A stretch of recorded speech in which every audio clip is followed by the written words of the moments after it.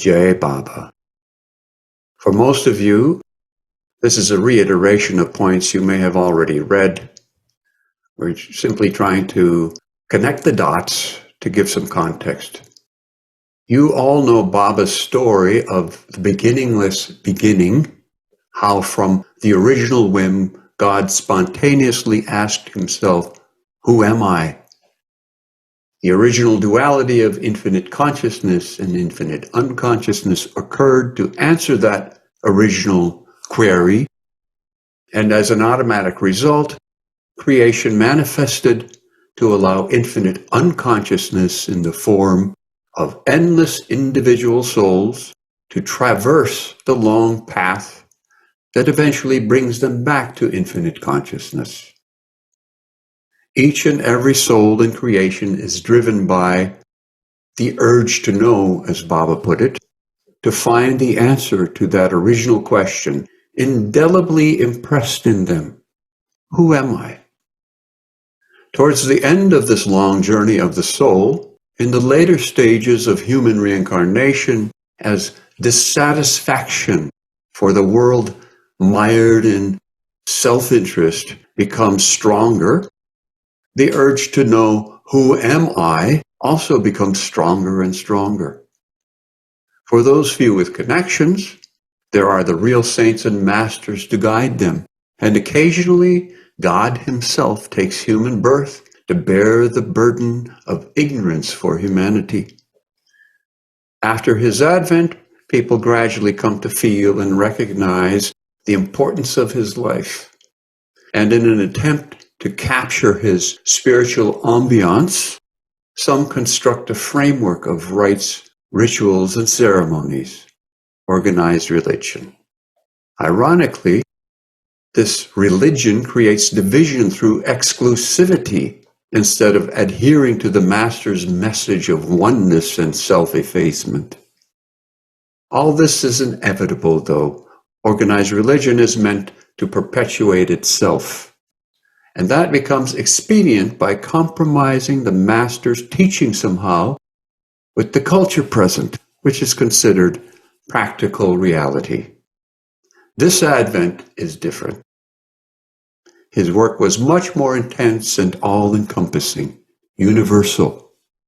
A small part of that work was to reveal information that has been, up until this age, considered esoteric knowledge. At the same time, he reminded us that just understanding these fascinating things will do nothing for us spiritually. Only love and effort can really free us. However, Baba's explanations are important to us for a few reasons. First, they eliminate and prevent misunderstandings we might have, which are often a result of religious or pseudo-spiritual notions. Proper understanding is necessary for us to follow a path of right action and right inaction. As Baba explained, even though spiritual explanation in itself can do nothing for you, at least you have the consolation that these are from the source of truth. And since we love all things Meher Baba, this is for us just another way of remembering him.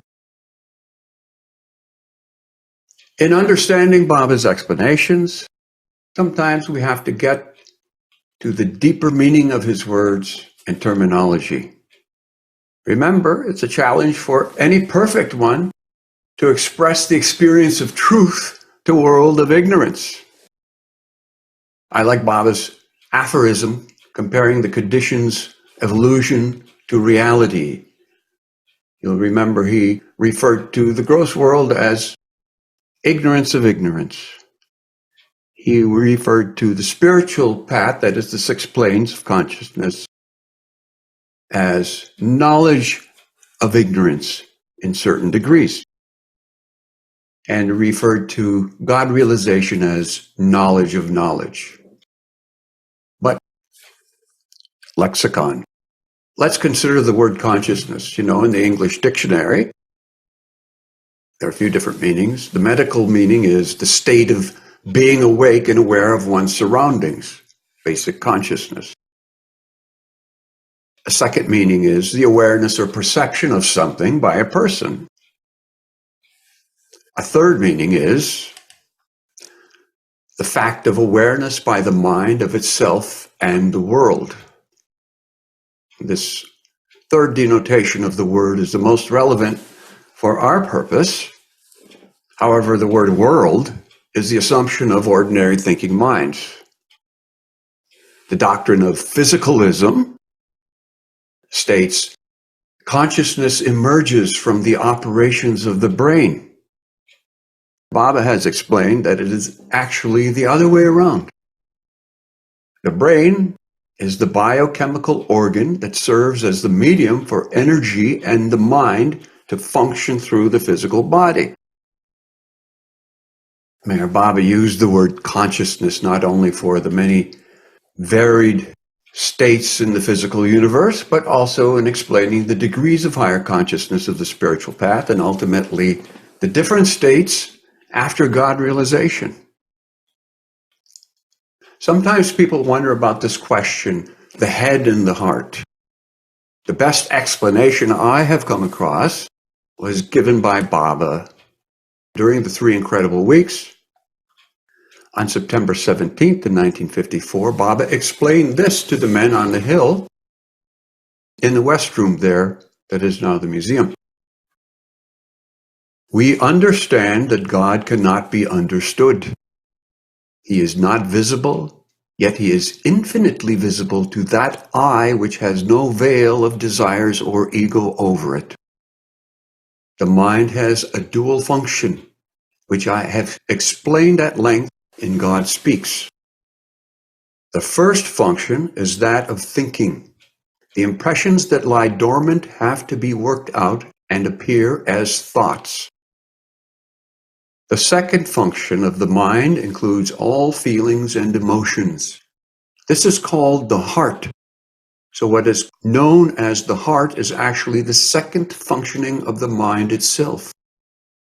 The impressions, called sanskaras, are spent through both thinking and feeling. In the first functioning of the mind are thoughts of all kinds. In the second functioning of the mind, that is the heart, are all feelings and desires, feelings of joy, pain, disappointment, happiness, and shock. In sound sleep, the impressions registered in the mind lie in a latent, dormant state. We will not discuss dreams now. They have been explained in God Speaks. But what wakes you up from sound sleep? The impressions of actions done. These impressions are spent first by thoughts, then by desires, then by actions. So Krishna in his Gita said something to the effect that the impressions should be spent only through thoughts. Then no new impressions will be formed. If you cannot do this, then let the impressions be spent through desires, longings, feelings, but not through actions. Then new impressions will be formed, but they will not be so deep. If impressions lead to actions, then new and stronger impressions are bound to be formed. This means that the first functioning of the mind is not important insofar as spending impressions is concerned. It is natural. But the second functioning of the mind, which we call the heart, is important because it is the seat of desires. And unless the heart is void of desires and feelings, unless the heart is pure and naked, God, who is your innermost self, cannot reveal himself. God is your innermost self. That means that behind this limited body, you have within you energy and mind with both its functions. You as you, the ego, are also there. Behind all this, imagine God as infinite space. Try to grasp what this means. You have this idea of yourself as body. You feel happy, depressed, hungry. You. This you think to be yourself. But behind this you, there is something that cannot be gotten rid of, even if the body is not there. If both your hands and legs were cut off, you would still exist as you. That means that you are not this body. In sound sleep, you are unconscious of your body, but you still exist. So you are not this body. Who then is this you? This you is your innermost self. We must find in our own self this important I. Who am I? I am not this body. Then who am I? I might be energy. But when I do not move, do not act, when I am unconscious, energy does not manifest itself. Yet I still exist. So I am not energy. I might be mind, but the same applies here. When I am unconscious in sound sleep and the mind is still, the mind is not functioning, but I still exist. So I am also not mind. Then who am I? Try to grasp this. Let us try to understand what cannot be understood. I am that which is not body, not energy, not mind. In sound sleep, what do you experience? Nothing. That is you. Why? If I am not body, energy, mind, then I am not that which has no body, energy, mind, and only sound sleep means that. Only sound sleep answers the question. In sound sleep, you are not body, not energy, not mind. Yet the body is there, energy is there, mind is there. Only the consciousness of body, of energy, of mind is not there. The original state of the beginningless beginning was the infinite sound sleep state of the infinite one. In the beginningless beginning, when there was no creation, no universe, not even nothing, there was only the is state of God. Then started the 10 states of God, which you will find described in God Speaks. During the processes of evolution and reincarnation, impressions were gathered. Body, energy, and mind developed, and the soul, in spite of its infinite state, experienced itself as the infinite body, as energy, and as mind due to these impressions. Now, returning to the individual, the ego in the sound sleep or absolute unconscious state is called the natural ego. There are 3 kinds of ego. The first is the natural ego. What wakes you up from sound sleep? The impressions that lie in your mind. They say, wake up, we want to be spent. So you wake up and spend the impressions through thinking, desiring, and acting. And while spending the impressions, you think, I am this body. This I is called the false ego. While spending old impressions, new impressions are formed that must also eventually be spent. So new forms have to be taken according to good and bad impressions. Man, woman, beautiful, ugly, rich, poor, strong, weak, and so forth. They are like different clothes that you alternately wear and discard. All along, this false ego persists. Then comes a time when the impressions grow fainter and fainter, scarcer and scarcer. Eventually, they become so faint that they fade away completely. And when impressions are not there, mind's functioning is stopped. The heart is now naked and pure because there are now no desires, longings, or feelings. Yet you are still there. Then the I, void of all impressions, has no bindings, no limits. It now experiences that state which is above mind. The mind is no longer there. It experiences the original state of real I-ness. This ego is called real ego, which can now affirm, I am God. So in Baba's explanations, we obviously see that, as he said, the world is upside down and he's going to turn it right side up. the attitude that consciousness comes from the physical brain only is absolutely upside down. It's very difficult for scientific minds to grasp that. How could there be consciousness without a brain? There are many proofs of this. There are persons who have near-death experiences of past lives. So yes, there's a mind, possibly, beyond the brain. But Baba goes a step further. He's saying that real consciousness exists without a mind. And that's an amazing thing for people to comprehend. Occasionally, people wonder about the difference between soul and spirit.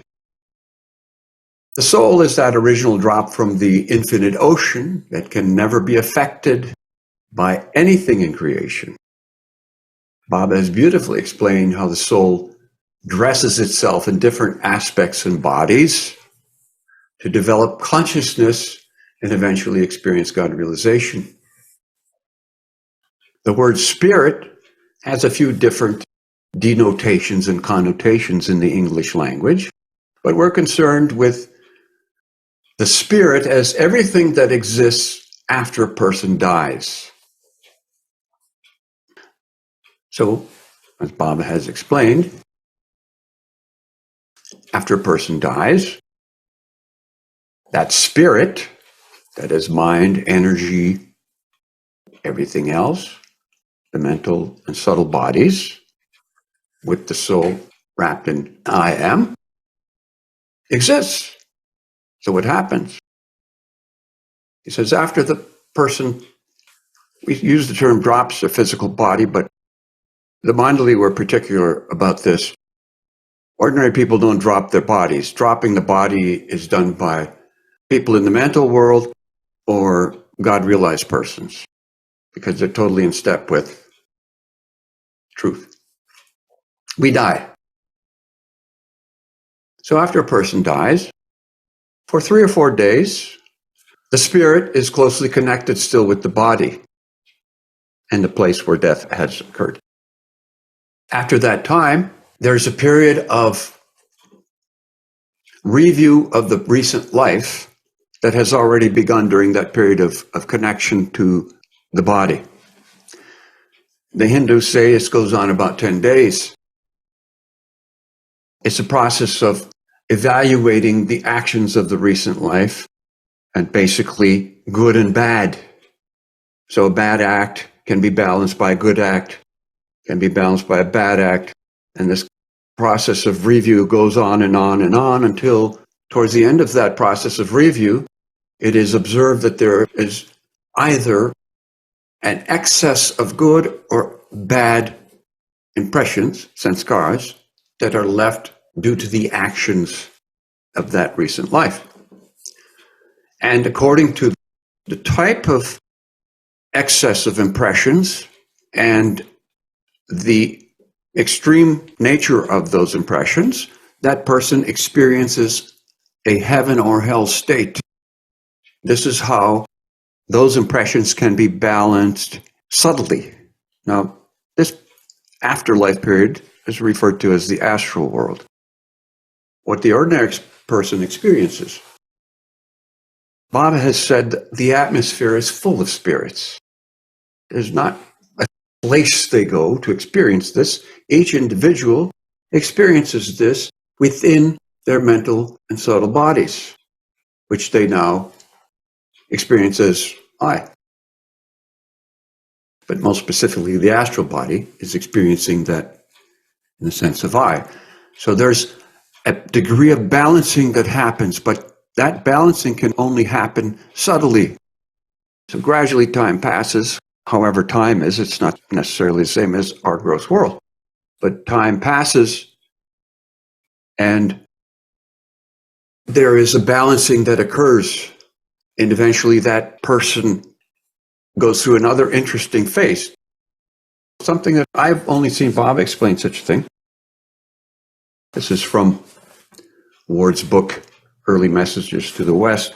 It's just an explanation that Bob had given, but there's an interesting point here. After the person dies, The mental body enjoys or suffers in the spirit world according to the impressions it has gathered during the lifetime of the person who has physically passed away. After a time, according to the imprint of the spent-out impressions of the mental body, a new subtle body is created. It means formed. There's a reformation of the subtle body, exactly similar to the gross body in which the soul subsequently reincarnates. There was an assumption that when a person dies, the subtle body is gone, the mental body, God knows what. But the subtle body doesn't die in the same sense the physical body does. Physical body is a gross compilation of physical structure that is spent, but not so with the subtle. But after the heaven and hell experience, the subtle body goes through a period of reformation. And then that new subtle body, after that period, is ready for the next birth when the conditions are right for it. This period of reformation of the subtle body and being in the antechamber, let's say, of the next birth, is where real rest for the ordinary person happens. You know, people throw these terms around, like, my third eye was open, man. Your third eye isn't open. Bob has explained very clearly. That means the person is on this plane. Bob has really clearly spelled out the process of the opening of the third eye, and God speaks very nicely. There's another issue, you know, with artificial intelligence. People are thinking, is this consciousness? Is this intelligence? But it is artificial. Intelligence is more than an accurate memory and recall of facts. What the human spirit contains, that mind, has gone through the whole process of evolution of consciousness, human reincarnation millions of times. And it has heart, has desire. All of these things are what make the human being. It has conscience. You can't say that artificial intelligence has conscience, which is higher mind acting through the practical lower mind, consideration for others, a sense of oneness. You know, Richie Bloom's article in the Globe recently showed us that, gee, artificial intelligence can beautifully articulate certain things. But how does that happen? Don't ask me. I'm not one of those people. Richie could tell you better. But it's leaving people with the sense to ask these deeper questions. What really is intelligence? What's the difference? What are we? What is artificial intelligence that is not us? Here's another something from Baba. You may recognize this. The difference between love and intellect is something like that between night and day. They exist in relation to one another and yet as two different things. Love is real intelligence, capable of realizing truth. Intellect is best suited to know all about duality, which is born of ignorance and is entirely ignorance.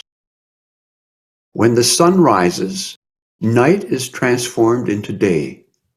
Just so, when love manifests, not knowing, ignorance, is turned into conscious knowing, knowledge. Despite the difference between a keenly intelligent person and a very unintelligent person, each is equally capable of experiencing love.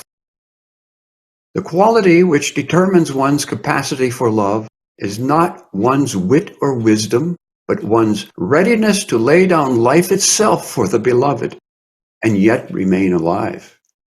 One must, so to speak, slough off body, energy, mind, and all else, and become dust under the feet of the beloved. This is from the Discourses, part 2 of the working of Maya.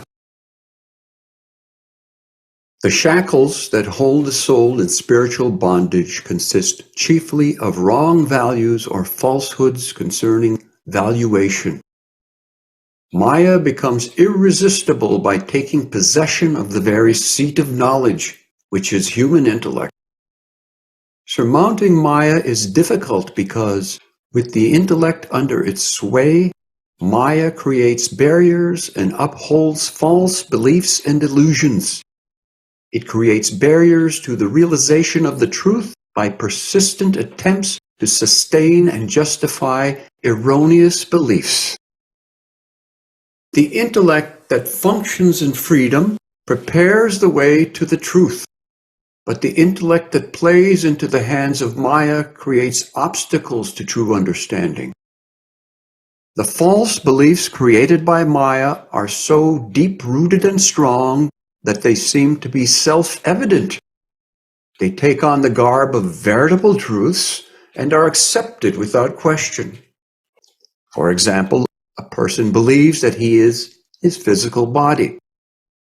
Ordinarily, it never occurs to him that he may be something other than his physical body. An individual's life is centered around the physical body and its desires. To give up the belief that he is the physical body involves the giving up of all desires pertaining to the physical body and the false values they imply. The belief that he is his physical body is conducive to the physical desires and attachments, but the belief that he is other than his physical body runs counter to accepted desires and attachments. Therefore, the belief that the individual is his physical body becomes natural. It is a belief easy to hold and difficult to uproot. But when the mind is unburdened of all physical desires and attachments, the belief that he is his physical body is seen to be false, and the belief that he is something other than his body is seen to be true. Even when a person succeeds in shedding the false belief that he is the physical body, he remains a victim of the false belief that he is his subtle body. To give up the belief that he is his subtle body involves the giving up of all desires pertaining to the subtle body and the false values they imply. Even when a person abandons the false belief that he is his subtle body, he cherishes the illusory belief that he is his mental body. Throughout his long life as an individual soul, he has clung fondly to the false idea of his separate existence. To surrender the false belief that he is the ego mind of the mental body is to surrender all that has seemed to constitute his very existence. In surrendering the false belief that he is his physical or subtle body, it is necessary to surrender various desires and attachments.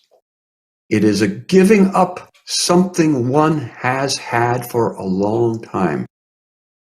In surrendering the false belief that he is his ego mind, the individual is called upon to surrender the very core of what he has thought himself to be. Nobody has elucidated these, what do we call it? They're not philosophies, these truths, like Baba. People have copied, people have plagiarized. There have been some pseudo-gurus who have plagiarized Baba's words, integrated them into their seminars and different things without crediting him.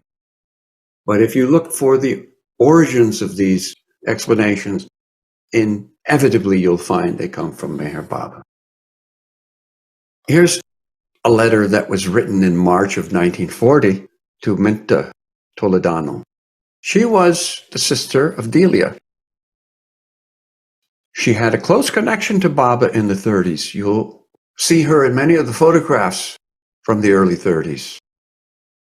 But she kind of drifted away. She had her own notions of things, and she kind of drifted away. Really missed a lot of opportunity. This is Baba's letter to her from March 1940. Your last letter ticked me off. For tempering or balancing my eternal suffering with eternal bliss, while humanity has to suffer without the joy of infinite bliss and happiness, implying, was it fair? Darling Shalimar, I want you to always be outspoken and free with your beloved. I know you love, but imperfectly as yet, hence your lack of understanding. The avatar has to suffer eternally for the world, but added to this is the often unnecessary suffering caused by his dearest and chosen ones, just because they do not understand him or his ways. This gift of understanding is more precious than any other attribute of love, be it expressed in service or sacrifice. Love can be blind, selfish, greedy, ignorant, but love with understanding can be none of these things. It is the divine fruit of pure love, the rarest fruit or flower of the universe.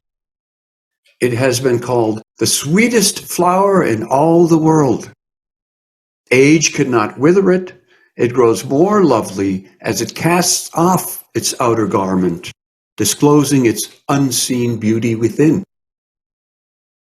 What a wonderful opportunity to learn that this love with understanding is given to those whom the Beloved, himself the epitome of perfect understanding, calls to live near him. What a tragedy for those who refuse.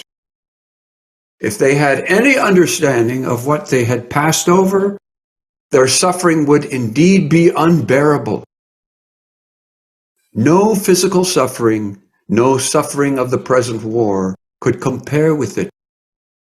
If they had understanding, they never would have refused.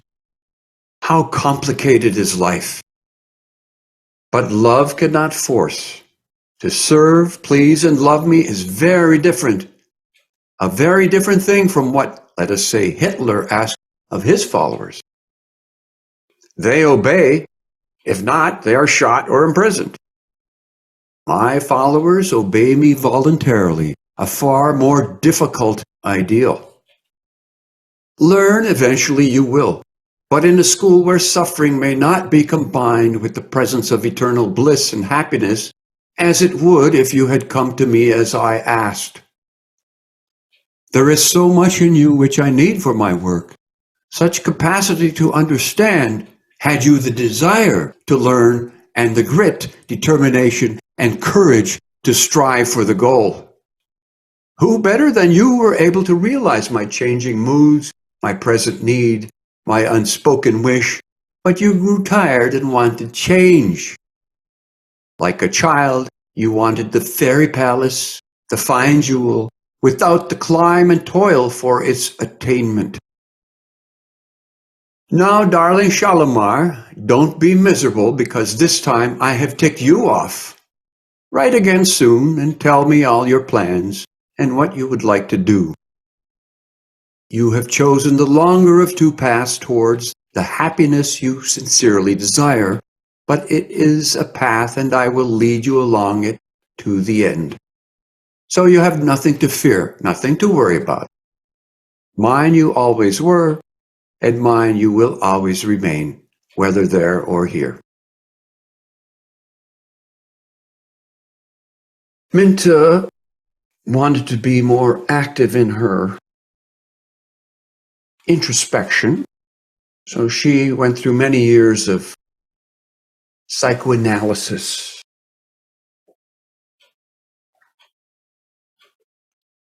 She saw Baba again, I think in 1956, when he went through London. She came to see him, but she really didn't have it. A great example to us of great fortune lost. You know, there's a big modern thing, this word empowerment. Everybody's after empowerment, empowerment. Every group feels they've been disenfranchised and they're looking for their empowerment. That'll make it. Then they'll at least step up to the level of the others who are also trying to get that empowerment. I want my power. But as Baba has said, there's no greater power than love. That kind of power is absolutely antithetical to the world of separateness because it means sacrifice. Sacrifice means oneness. These are a few statements that Baba has said about love. The power of love. Pure love is matchless in majesty. It has no parallel in power, and there is no darkness it cannot dispel. There is no path greater than love. There is no law higher than love. There is no goal beyond love. God and love are identical. Love is dynamic in action and contagious in effect. But the way of love is not free from sacrifices. Just as heat and light go hand in hand, so do love and sacrifice. Love means suffering and pain for oneself and happiness for others. To the giver, it is suffering without malice or hatred. To the receiver, it is a blessing without obligation. Jai Baba, do you want to do questions and answers? Yes, we have some time. If people have a question for Peter, you can digitally raise hand. Jeff Asbel? Jai Baba, Peter. Jai Baba, everyone. I have one question. There's a few, but I think the most immediate. How do you surrender who you think you are? You mentioned it, and it rang true to me deeply. How do you surrender who you think you are? How do you do that? If you can respond to that. Yes, very simply. You forget yourself, and then it happens automatically. How do you do that? How to forget yourself? Yeah. I mean, you know my question. Yes. I think, So, yeah. Baba,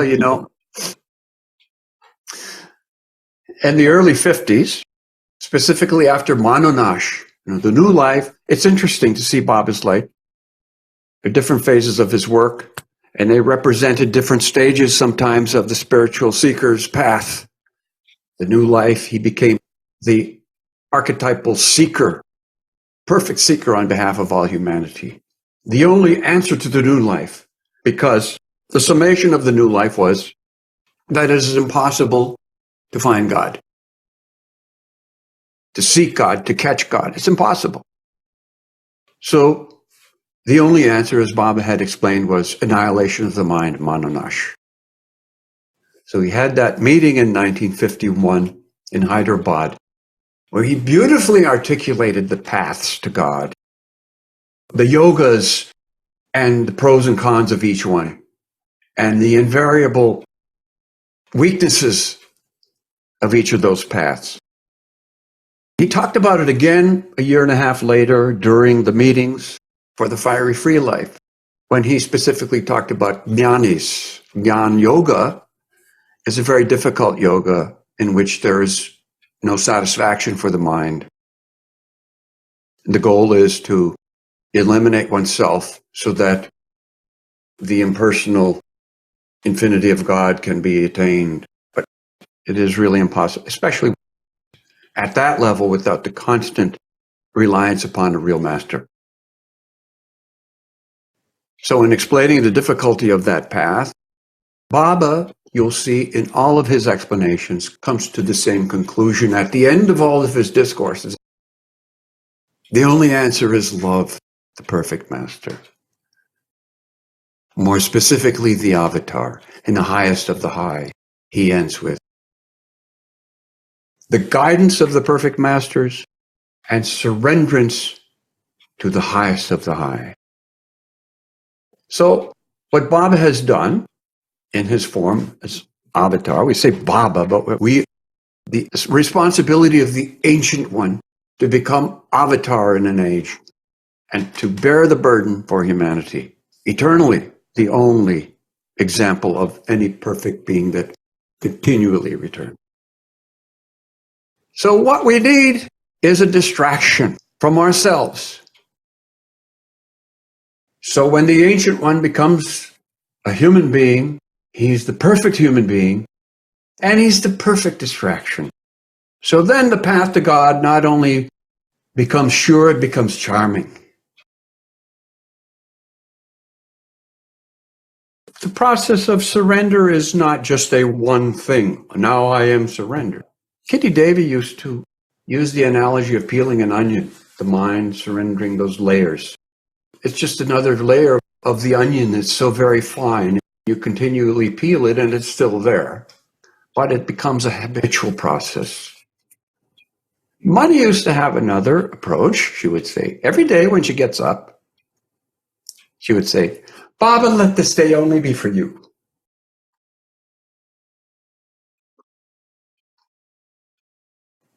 So it's like that, I would say, in simplest terms. Not to make it an intellectual thing, it's not. It has to be a natural process every day. I've heard it said, we're addicted to ourselves. I'm addicted to myself. And of course, like everybody here, I love Baba. I try to love him more and more. The discourses, sit, meditation, say his name, sometimes with a mala. But I am addicted to myself. I mean, you're very aware of what I'm saying. And I really ask you sincerely, and then I'll stop asking these other people who have important questions. But since I believe I am addicted to myself, and I do try to surrender, try to get out of self-interest, try not to be selfish, try not to be me, try not to say the word I, but it's all about me and I and self-interest. You just naturally forget yourself. That's what happens. The example we've seen with Baba's Mandali, you naturally forget yourself. It's not for no reason that we go through 8,400,000 human reincarnations on average. But to even be interested in Meher Baba, you're toward the end. If you're living on earth and you're interested in Meher Baba, you're toward the end. And as Baba had said, don't worry, be happy. It's basically you've done all of this in your past. The Padre told me this once. He said when he was younger, it was very difficult living with Baba. Had to work hard, and they went through severe mental discipline with him. And he said they'd be faced with times when they're absolutely fed up, and they just couldn't. At one of those points, when Padre was ready to leave, even Padre, he would tolerate anything from Baba. Baba came up to him and said, yeah, you have no idea. You're that close. It's almost over. As Padre was one of the inner circle of Baba, yes. And Baba did say that next birth he will be a perfect master. Although they never told us such things. We heard this, from somebody else who had heard it. They wouldn't say such things. Somebody else who had heard it from Baba. So there's nothing to worry about. Don't even worry about my this and my that. It just happens. Baba said only one thing, just worry about hanging on. Just hang on. He's going to bring the world through this great, I call it catharsis. And we're only seeing the beginning. Well, we've seen a lot. In our lifetimes, we've seen a lot. There has been a lot that has happened up until now and through Baba's lifetime. Especially in the last decade of his life, he would tell people, hang on with both hands. When the mind gets engaged, what happens? You get these people who are very charismatic speakers. They're a smorgasbord of pseudo-spirituality, and they take this idea and then that thing and all that, but it's in the domain of the intellect. Thank you. We've seen examples of people who observed Baba and the way he dealt with certain individuals, the musts, examples of his all-knowingness. We don't find that with other masters. We don't see that. Perfect masters sometimes, rarely with even saints. I like Baba's statement. I always refer to that in his universal message. I veil myself from humanity by its own curtain of ignorance. It's not difficult for him to do. Any more questions? My question is, Peter, I'm wondering if you recall, you talked about the afterlife, the period, the 3 days of hanging around the body, and then maybe the 10 days in the Hindu philosophy of balancing out, or Life review. Life. Okay, that's good. Okay, I'm wondering about if Baba said anything about how it is that people with samskaric connections, how do they find each other? How does that happen? It happens automatically and naturally because, as Baba said, the law of karma is inexorable. The difference is the masters use it because the master supervenes even the highest law of the universe, the law of karma. So he uses that naturally. In Baba's discourse on the Avatar Circle, he explains how when the Avatar is unveiled, the members of his circle are automatically there. They've already been placed there by the perfect masters of the time. And they are like parts of his body, and they naturally take their places. He compares it to a man who wakes up from deep sleep. He doesn't have to think, I have to move my finger, he just wakes up and automatically they function. It's like that. So in the same way, to a lesser extent, we have sanskaras, impressions. Remember that beautiful message Baba gave on the day he'd stopped using his alphabet board, October 7th. He gave a beautiful message. And in that message, he talked about inner links, that we have inner links. And he came to help us establish our inner links even with each other so that in those periods when he's not functioning, I won't say he's not there, but he's not functioning, we can continue working through lifetimes with those inner links, those connections. Anybody who's at this point, they've already gone through most everything that human life has to offer, if you can put it that way. And gradually there's no interest in that anymore.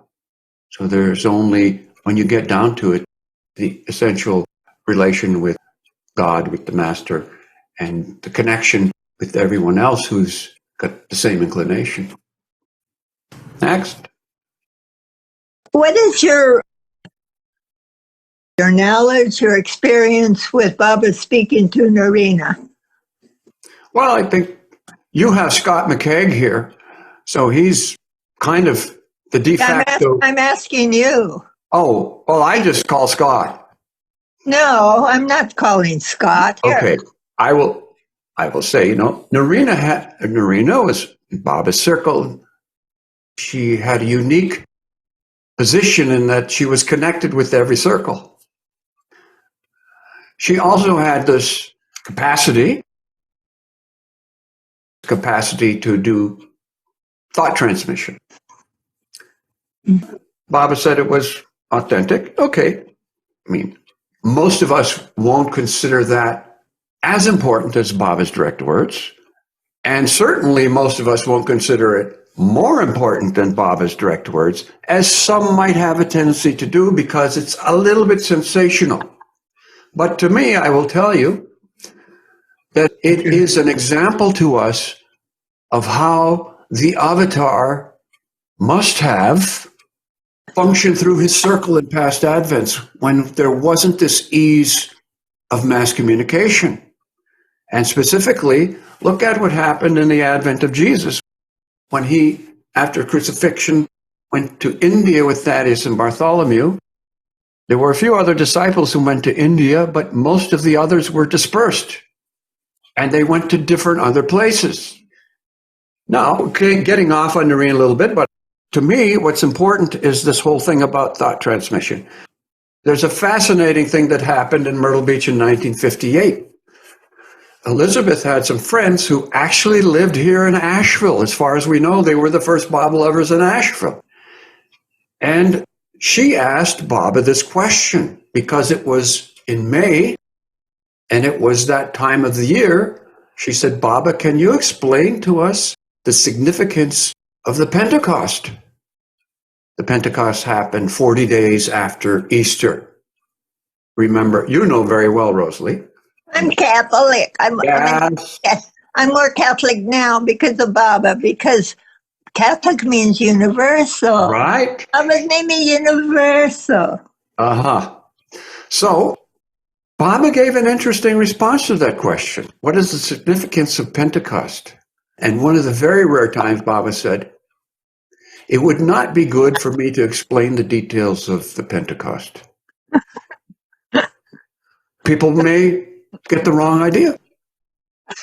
May jump to the sensational and do something else, but to me it's an example of how the avatar occasionally will have to use what we call supernatural means to function through his circle. Nordeen had the right makeup to do that work, obviously. And then don't forget that she also suffered the effects of that later when she went through her mental illness. That's all part of it. It's her mind. It's all part of it. Laurent was on Late Night with Jeff, and all of a sudden he starts talking about he's new to Baba, and he goes to Darwin Shaw's. They have tea and their Baba meeting. And Laurent's very new, and he's in the kitchen because Jean serves juice and cookies, whatever. She takes him aside. He's brand new, and she starts saying how upset she was that Nordeen was saying that Baba was speaking through her. To this brand new Baba lover. You bring up another interesting point. Good. Jean and Darwin, Baba had mentioned, were also in his circle. And so here you have an example of two circle people in an apparent conflict, at least temporarily. This is something that is always there, but rarely mentioned, that there is occasionally conflict between circle people. It's part of the dynamic of every Advent, and it's a part of the way that the avatar does his work. Difficult for some people, but it's there, and it happens. But behind it all, each of them know that each of those other disciples is only for him. So that apparent conflict is only apparent. Thank you so much, Peter. Okay. Fantastic.